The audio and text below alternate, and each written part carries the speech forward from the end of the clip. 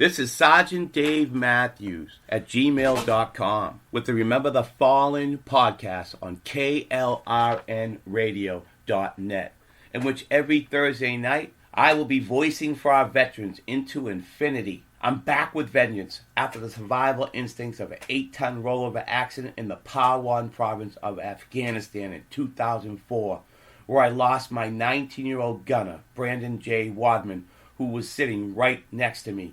Please Google his name to read the whole story.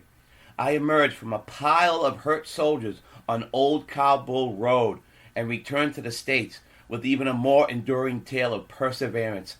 As I navigate through the riddled and troubled rapids of the VA system, I gain a new perspective that I will share with you with the fever of enthusiasm to all patriots across the windswept fields of America. You see, one of us can be run off, two of us can be disregarded, but a podcast audience, we are a movement. All right, here we are live at the Remember the Fallen YouTube studio in Seminole County, Florida, USA, on the Winter Springs Oviedo line. As we interrupt our regular scheduled podcast, we're going to move this show 4 days up ahead due to just the uncertainty out there. You know, as COVID shutdowns take a toll on mental health resources for the VA in theater for former combat troops and their families, right? Master Sergeant Andy Mackersano served 6 full tours in Afghanistan with the 82nd Airborne and the Ranger Regiment and another half dozen other combat tours, right? And this decorated Green Beret, a Silver Star recipient, was described by his fellow soldier as Captain America. And he just started a coveted job at the Pentagon on Monday night. He returned home from dinner from Alexandria, Virginia, and died by suicide in front of his wife. He had 3 small children, and he was still on active duty. I mean, this was his dream job. And 2 days later, I'm just baffled over this whole thing. His death left his friends, family, military leaders, everyone in the community at a loss. Mackersano's toughest tour was in Afghanistan, the Augin Dan Valley, the 2508 Battalion that had the highest casualty rate of any unit in 2009. His suicide is the 30th from this battalion, and he is one of the 20 combat vets taking their lives each day. An epidemic the military and the White House are trying to stop. With this last month, just recently, the president launched the Prevent Act. My administration is marshaling every resource to stop the crisis of veteran suicide and protect our nation's most treasured heroes. They've been through so much, and it's such a deep-seated problem. And now the new initiative slogan is Be a Hero for a Hero. So get out your pen, please, and write this number down. Once again, this is the 24/7 Veteran Crisis Hotline number, and it's 1-800-273-8255, and press 1. And expected outgrowth of the COVID epidemic is that mental health resources for former combat troops, active duty, and their families have been a casualty of the quarantine, and repeat combat tours have led seasoned troops to say forces to Afghanistan are out of gas. Here's a special report on the terrorist Taliban attacks, most recently on Fox News. A new report finds the Taliban led the world in terror attacks last year. The study comes from the Global Terrorism Database, and it shows the Taliban carried out nearly 1,400 attacks last year. That's up 9% from the year before. Waleed Faris is Fox News national security and foreign affairs analyst. The Taliban, Waleed, signed an agreement to end attacks, end violence, come to the bargaining table, engage in peace talks. If that's what they believe, if that's what they want, why this increase in attacks? That is what they signed on. That's different from what they want. The Taliban did not reform. We didn't see any conference with Taliban saying, I have changed. So what is it that the Taliban want? they want the American and NATO forces out. So they sign the document with us. But they also want to go back to Kabul, reform an Islamic Emirates, and they want themselves to be in charge. So that leads us to conclude that these attacks basically are not just to cancel the agreement.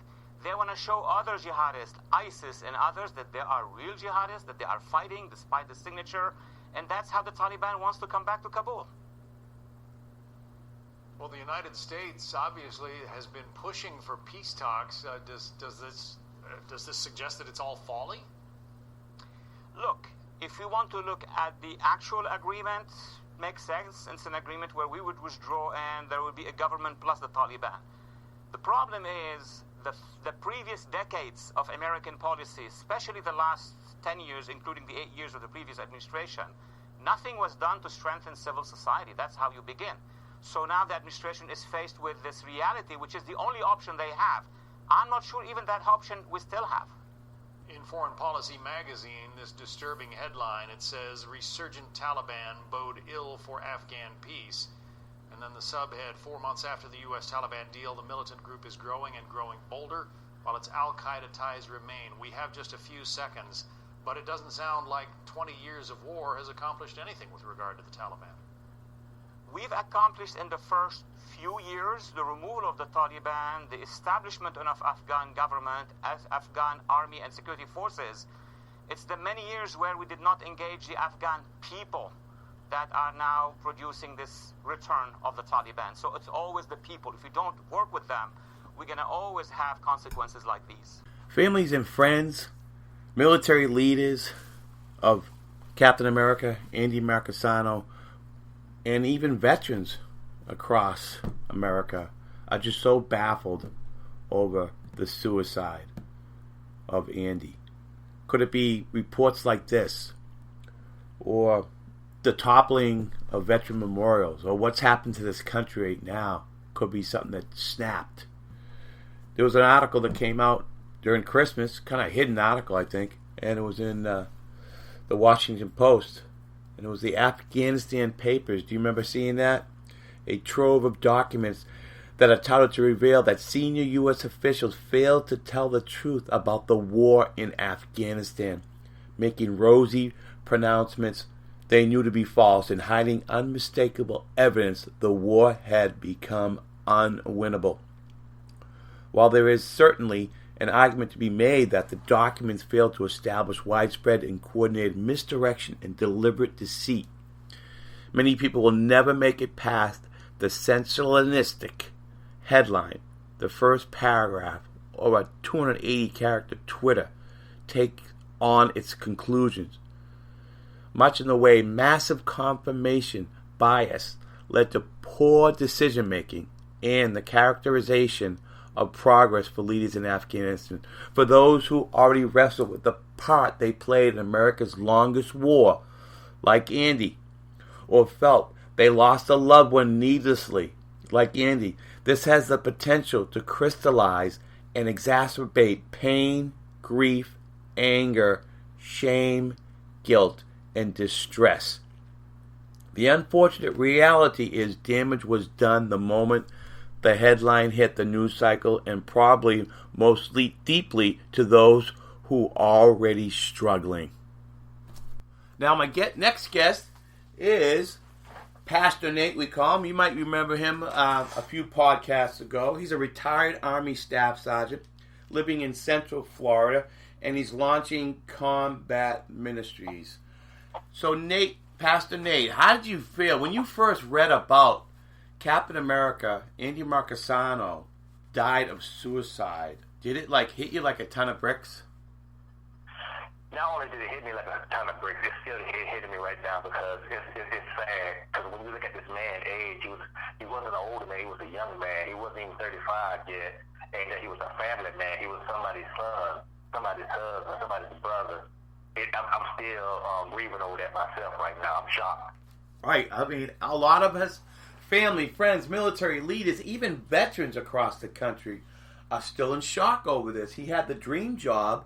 He got the job at Pentagon. He was still active duty. He hasn't even come off active duty status yet. And he went out to dinner, and one night, July 5th, after 4th of July, in front of his wife, he dies of suicide. It's just unbelievable. So, Nate, you were telling me earlier, you used to be like in lieu of chaplain when you were over there, overseas. And in a scenario like this, just picture the scenario that the battalion 2508, has 30 suicides in the battalion as of right now. If you were there in that scenario, say if you were over there in Afghanistan in 2009 and they lost a few soldiers in a battle, and what would you say to the group of battalion to get around them in a circle, get them on, drop to one knee? What would you say to these soldiers that are grieving and are struggling when they see one of their comrades lose in a battle fight? What would you do in that scenario? Well, the 508 is out of Fort Bragg. That was my last duty station, so I cleaned up my family. And when you have family, the one thing I wouldn't do, I wouldn't have the battalion get on his knees. One thing I would do, I would go individually from the commander all the way down to the last ranking private and give them a hug and let them know that somebody cares. Let them know that, hey, y'all are fighting for us for so long. Allow us to fight for you. Let them know that better days are to come. Let them know it's okay to cry. Let them know it's okay to be mad. Let them know it's okay to get it out of the system and everything. Let them know that, hey, this is a process. We're going to get through this together. Let them know that they're not alone. Let them know there are resources. Let them know that they're only human and that it's okay to feel this pain. It's okay to exercise it out and everything. And it's more than that. Let them know that, hey, I'm here for you. If I can't help you, I'm going to find somebody who's going to help you. I have an ear. And that's one of the most important things in a situation like that. Like Shakespeare said, lend me your ear. And that's what sometimes these guys, these women, these soldiers need, is to be lent an ear to. Right. Even these hotlines, these crisis hotlines, they say sometimes you have to bring up that tough question. It was a myth before that you didn't want to bring up suicide to the soldier, right? And that was a total myth. And now they're finding out, no, you want to talk up. As soon as you get a sense of a suicide, you want to ask them right out, will you have any thoughts of harming yourself and others, right? I mean, that's the most important thing, is get that conversation going. And and of course, if you just met a soldier, you got to listen to him. You got to listen the whole way, a long time. You don't give any suggestions until the very end, any recommendations till the very end, when you can tell he got it off his chest, So with grievance, though, it's a little different, because everybody grieves differently. So how would you handle the family members, the friends, and even the veterans out there, even myself? So say I'm coming to you, Nate, Pastor Nate, and I'm just like, I might have bad dreams tonight over this. So what would you say to me and family and friends of Captain America, Andy Mackersano? What would you tell us as we're grieving and struggling? Well, one of the first things I do is, first of all, let you get it out. See where you're at, see where the individual is at, so I know how to approach them, because everybody deal with grievance differently. But the first thing I let them know, it's okay to grieve. It's okay. Grieving is a process. And then, to give you a little bit of backstory about me, I was a person who contemplated suicide. I was a person who was diagnosed with PTSD and diagnosed with severe depression. I myself have fought this battle. And even my own mama, God bless her heart, said she didn't even recognize me. That is a terrible thing when your own mom said she didn't recognize you and everything. And I was in conflict with myself. And I had to get some help. But the problem was, I was ashamed to get help. And that's what a lot of these veterans I was dealing with. A lot of people don't scared to admit to that they need help. And that's a stigma that we have to break. It's okay to admit that you need help. And because of my lengthy battle with that, it almost cost me my life. When I finally got to the point of people reaching out to me, even to this day, I survived because people have reached out to me and said, Nate, come on, you ain't yourself. You need help. You can't do this by yourself. But the whole time, I'm a soldier. I'm a combat veteran. I've been deployed. I've been to this. But it was letting me know, yeah, but you're still only human. Even to this day, I have counseling once a week, or twice a week with a therapist and with a deacon of a church. I'm getting the practical, mental, and spiritual during the week and everything, because this is a process. And that's the thing about it is that we have to let people grieve their own way, but at the same time, we have to support them. If they start to get too far off path, and listen, you're going a little too far out there. And another thing about grieving that we have to understand about it, grieving, you can't self-medicate grieve. You can't do it.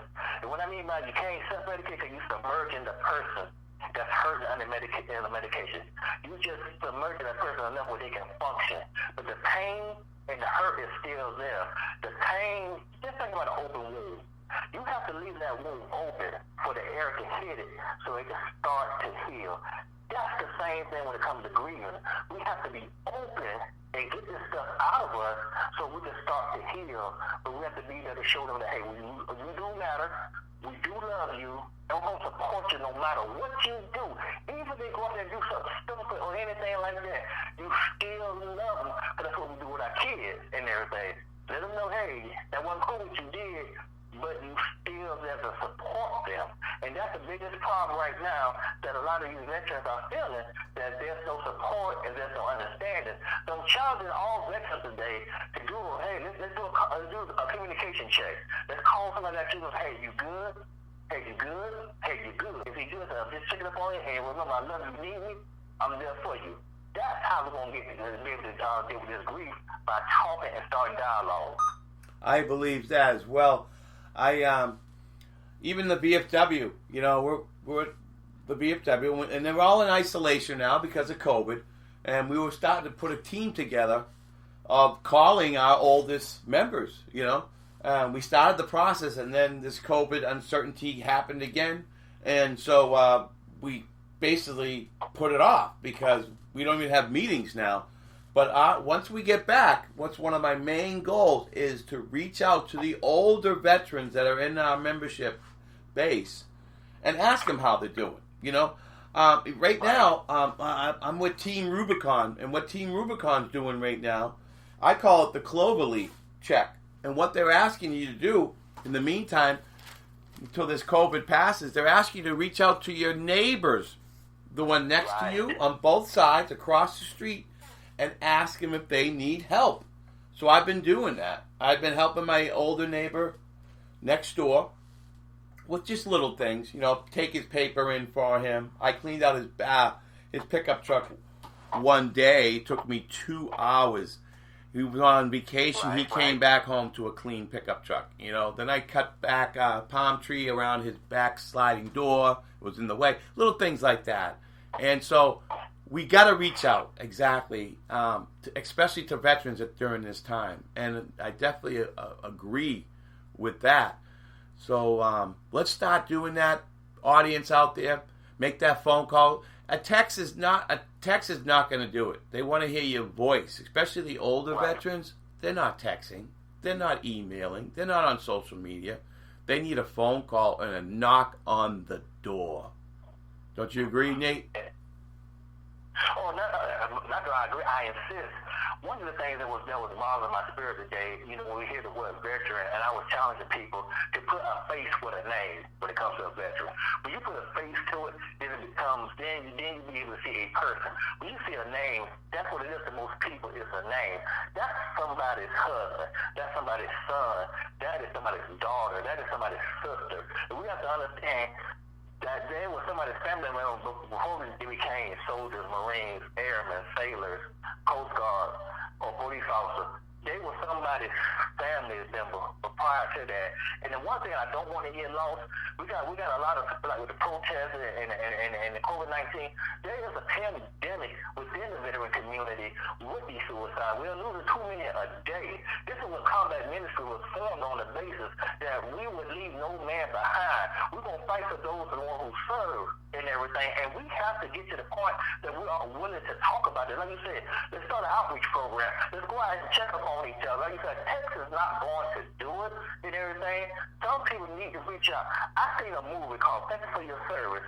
the platoon sergeant drove all the way out to Arkansas to talk to one of his guys that was in his platoon that was in a wheelchair. And he was saying, I think, Fort Riley, Kansas, go over to Arkansas to check up on him. Now, if he can drive to Arkansas, we should be able to drive to the next county or the next city or the next town to check up on somebody or do a video call or something. We cannot keep failing our fellow vets.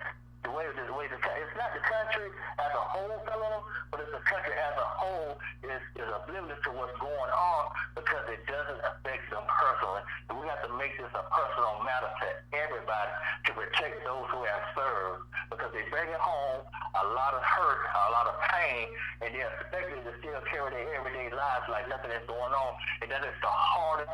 Going to war is easy, but coming home is hard. Yeah, and we got to talk the walk. I got you 6. We got to really mean it, you know. I hear a lot of people, I got you 6. Well, let's show it. That's action, okay? Let's have action. So we're going to get up for the next guest we have. And, Nate, I want to thank you very much for your insight. And go ahead, give us a plug. How can we get a hold of your combat ministry, and how can we get a hold of you on social media? Well, my email address is attackthedevil@gmail.com. Attackthedevil@gmail.com. And if you want to call me, I will give you a number. It's 321-305-1334. I don't care what time of night it is that you call, I'll call. 321-305-1334. If you just want to talk, hey, let's stop that dialogue. But we're here to be there for our brothers and our sisters keeper. Hey, Nate, Pastor Nate. Man, I'll be doing another show with you in probably another month or so. Let's get on top of this. Let's get together. Let's start knocking on doors together, man. I would love to do that with you, all right? Oh, my brother, you know what? Hey, like I said, we two NCOs, we know how to lead. You know, you charge our follow. We got this. We do. We got this, man. We got the action. Let's put action. Let's put one foot in front of the other, and let's make it happen. All right, Nate, thank you. Have a great evening now. You take care. All right, my next guest is a brother-in-arms, Randy Joseph. He's another veteran. He is someone who at one point in their life wrote a blank check made payable to the United States of America for an amount up to and including his life. Randy, I'm just so proud to have you on, a brother-in-arms, man, from the 715th MP unit. You did 2 deployments, outstanding, and you're in the community now, enjoying life. And so tell me a little bit about your deployment in 2009, because at that point, it was a really rough time in 2009, one of the bloodiest Afghan battles during that time. Wouldn't you agree? Yes, sir. And Dave, let me say thank you for having me on. It's a pleasure to be on here with you. 2009, my deployment was 2008, summer of 2008 to summer of 2009. And that definitely was one of the heaviest fighting times in the Afghan war. So while I was there, obviously a lot happened. Right after I left, a lot happened. But, when I was there with the 715th MP Company through the Florida National Guard, I was stationed in Kabul, Afghanistan, at a place called Camp Eggers. And I was with a military police unit, and we were performing law and order operations for the Kabul area. That's an intense role. Oh, wow, that's great. And that was during the time where Captain America, Andy Mackersano, was kind of in that area. I guess not exactly in that camp, but he was in Afghanistan during that time. And they say that was one of his toughest deployments that he never got over with. Do you remember that time? I remember that a little bit, vaguely. Relating that to one of the movies that just came out, The Outpost, about Camp Keating, Top Keating. They were about 6.5 hours away from us by road, probably a little bit less than that by air. But that is where some of the bloodiest fighting was going on during that time. See why some of these soldiers are taking that fighting back home with them and not making their transition. And 30 soldiers died of suicide from the battalion 2508. And that's just a shocking statistic. Can you see why during the bloodiest times of them taking their lives? I mean, any of those guys that fought in that eastern Afghanistan region, whether it was Nuristan or whether it was the Augin Dan Valley, those guys that saw that level of sustained day in and day out fighting is something that, you know, we really haven't seen since Vietnam. And it does take a toll on you. I mean, being over there, period, takes a toll on anybody that's over there in their own different ways, regardless of the level of combat that you saw. Right. They were saying that one of the command sergeant majors was saying it was like fighting Mike Tyson every day for a full year. Sure, I believe it. You know? So these soldiers are taking that home with them, and what happens is if anything goes wrong in their finances, their children, or their wives, their family, it can just snap, and maybe that's what happened to Captain America. We don't know. I mean, well, maybe the story will come out from the wife, because she's probably the only one who will really know. This guy had a dream job, just got the job in Pentagon. He was still on active duty, and maybe it was because what America is doing to our nation right now, whether, you know, maybe tearing down memorials, tearing down statues, defund the police, that might have been a trigger, you know. But definitely 2009, the battle in Augin Dan Valley was it. And it's sad to say the Valley won. And that's what you don't want. Yeah, I mean, that place is a tough environment to be in for anyone. I mean, those people are so secluded out there that there were American units that went out there that, you know, the Afghans thought they were Soviets because they hadn't seen any foreign people since the Soviets. So. Yeah, it's like you know, we're so foreign to them, you know, and they just think we're the devil, and they don't want to reckon with us. And we thought the coin, remember the coin? We thought coin was going to work, go into the city and be friends with the tribes, you know. But even that's difficult. Wouldn't you say how difficult that is when someone is that different from our society, and to make friends in that short period of time must have been really tough.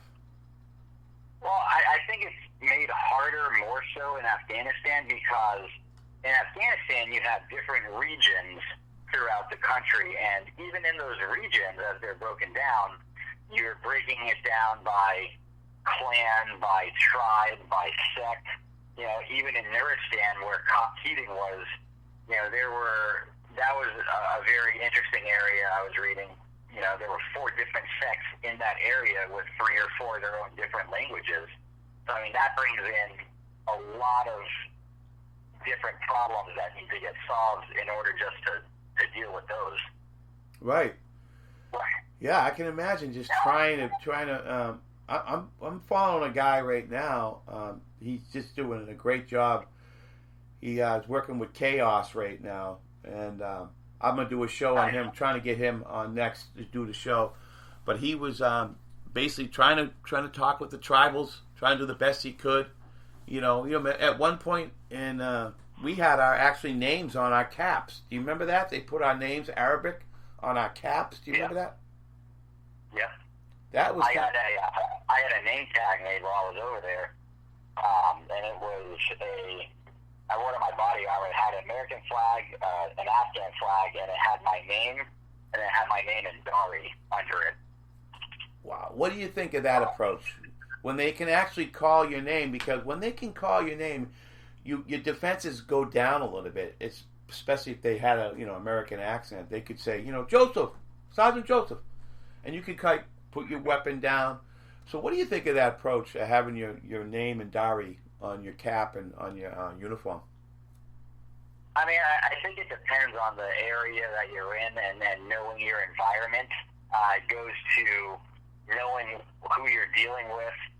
In some of the more populated areas, obviously it's harder to determine who's got good intentions and who's got bad intentions. But at the same time, I think in the more populated areas, in the right neighborhoods, there are people that are more apt to work with us Yeah, I met some fantastic people in Kabul when I was there. Some really nice Afghans. Hell, I met one Afghan that spoke 7 languages. Oh, wow! No kidding! Wow. Yeah. Did he ever become an American citizen? You know? I don't think that one did, but I know that one of our interpreters from my second deployment is in the States now. Wow, that's great. I love hearing that story. I love seeing them become. I follow him on Facebook, so that's kind of cool. Well, that's awesome. David Beverly Diwali, the Medal of Honor recipient, just recent. What a great speech. His Afghan interpreter became an American citizen, and he was at his honoring of getting his MOH from the president. Oh, they gave him a standing ovation like you wouldn't believe. They were just as proud as Staff Sergeant David Bellevue as the interpreter, man. They were so proud of him because he saved a lot of lives as well in a different way, And so with your experiences, if you could turn the clock back, would you do it again? I do it in a heartbeat again. I absolutely loved it. Everything from the excitement of finding out I was getting deployed to the intensity of the workups to the trepidity and nervousness my first couple of weeks there in country. Walking around at night, you don't know what to expect, whether people are going to be jumping out from corners or whatnot, and you slowly grow accustomed to the area you're in, and you start learning your surroundings and the environment and the sounds and smells, and it's just a fantastic experience. And one thing my dad, who was deployed to Korea for a little bit, post-war, one thing he said to me was, taking the experience, because this is something that a lot of people are never going to be able to experience in their lifetime. And it's very true. This is something that very few people have been able to experience. Right. For better or worse, it's an experience that will shape and mold who you are for the rest of your life. Yes, I agree. That's great. And do you remember that first time you went outside the wire? Oh, yeah. Yeah. It was scary. I remember the first time as well. Yeah, it was scary, man, because this was in Kabul. It wasn't like in an area where you were, but you just didn't know. The Hajis all had they all looked the same, right? They weren't in uniform, and they could hide easily, a 47, anything underneath their robe, so it was kind of scary out there. But I remember my first mission as outside the wire is when we had to protect. Actually, at night we did a watch, a 2-hour watch of the entire camp area, and that was just guarding soldiers while they slept. That was that was awesome. Had the NVGs on. I was in charge of my squad. It was so intense. It was my proudest moment as an American soldier. Making sure that the lives of over 120 soldiers weren't going to be any kind of safety issues. It was just an amazing feeling at night, with the NVGs. That was my second deployment, absolutely. Yeah, definitely. So, what can you... My first time outside the wire, my first time outside the wire was only a few days after we got in country at Bagram. Yeah. We actually got picked up by the QRF team from Kabul, and we drove from Bagram to Kabul. So we got to go all the way through those roads and down south to Kabul, and just being able to look at the openness and go through the small little villages and get into the city. It was a monumental experience. See, that you were on the same road as we were.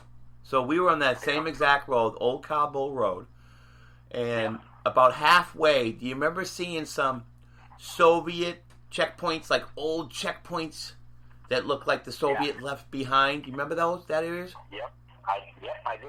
Okay, so right after that area, right, is where our accident happened. If you remember that one that kind of stood out.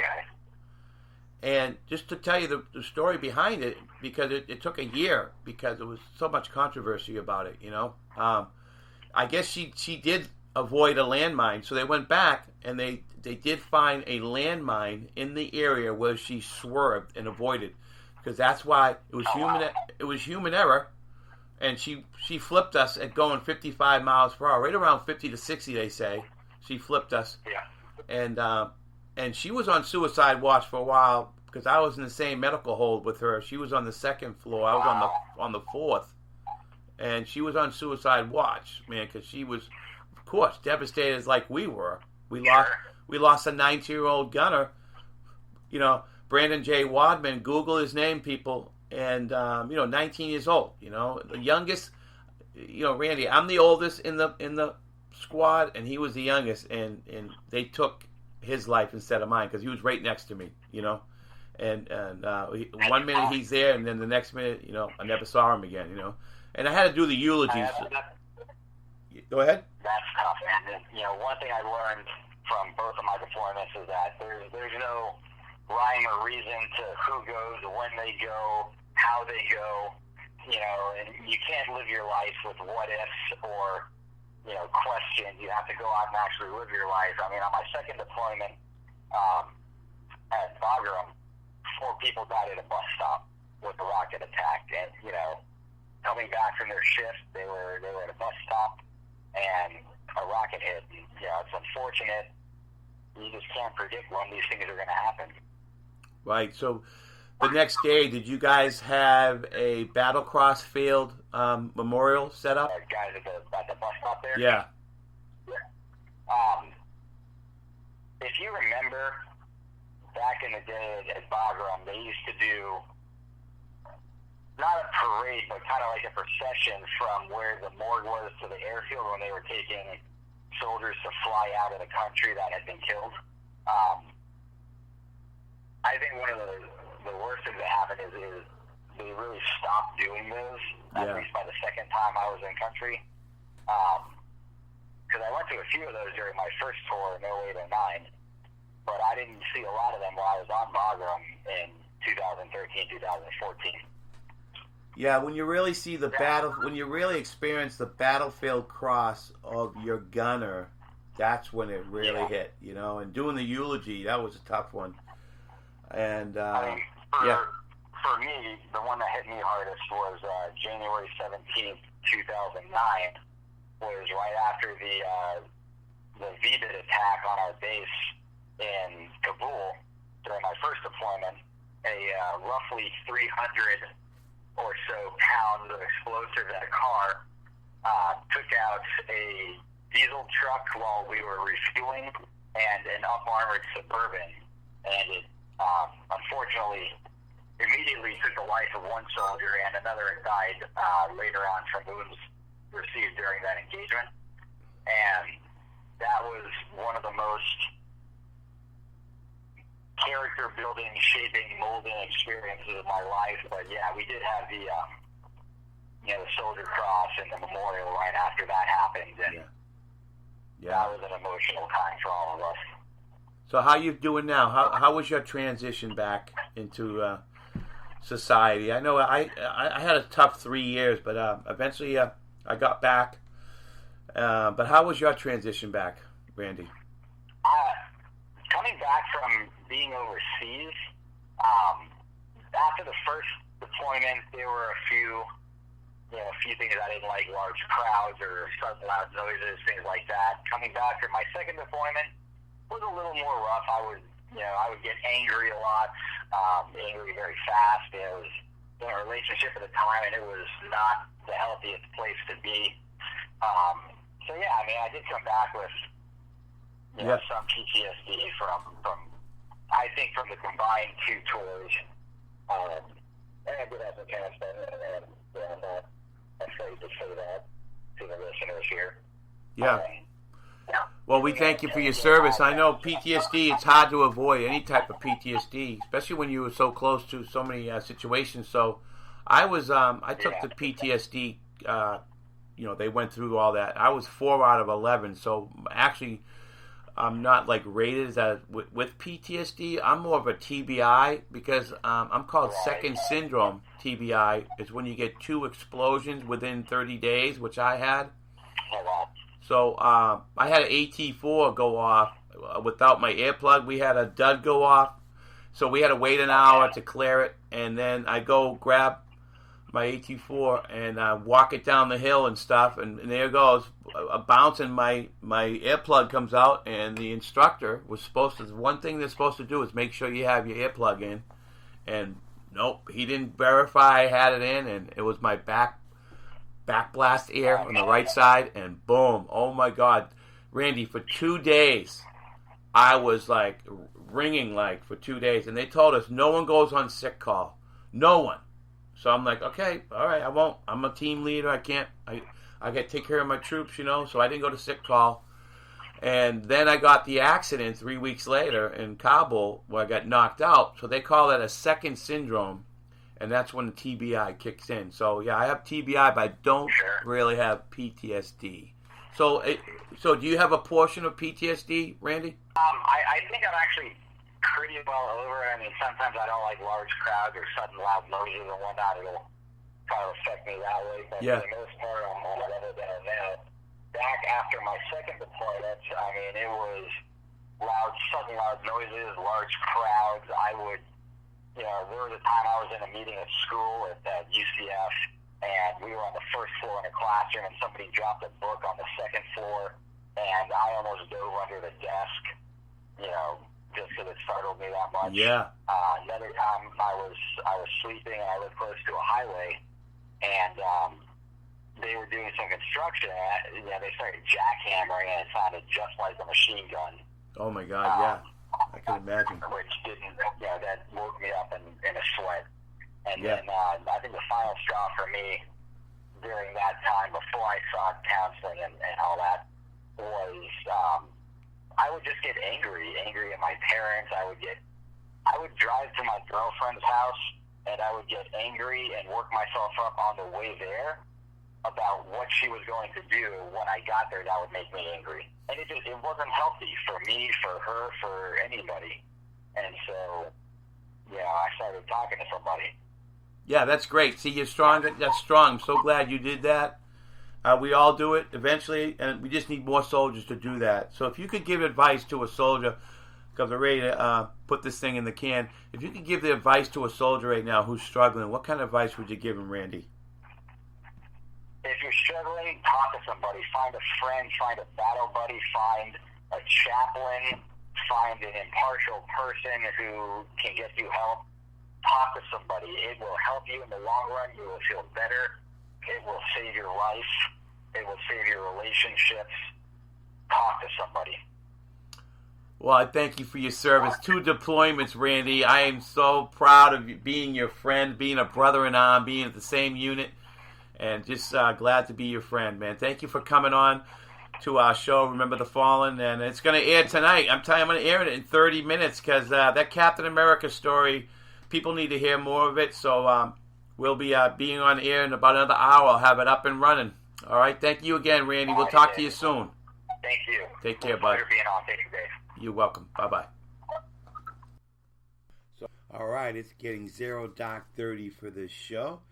And before I go into rack ops mode, let's talk about this show. This show had the flair of both podcasts with Remember the Falling of Master Sergeant Andy Mackersano, the dedicated life of an incredible comrade who was called by many in the community as Captain America.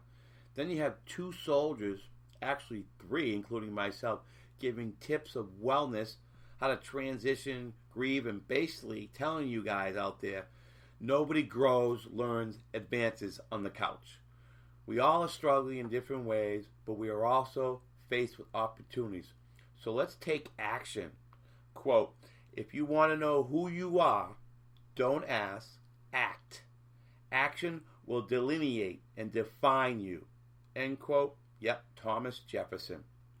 I feel the show took action. So we'll be airing the show on both podcasts, Remember the Fallen and Revitalizing Lives. So now get out there and cloverleaf. That's an order. Signing off, Sergeant Dave with KLRNradio.net. Pop Smoke out.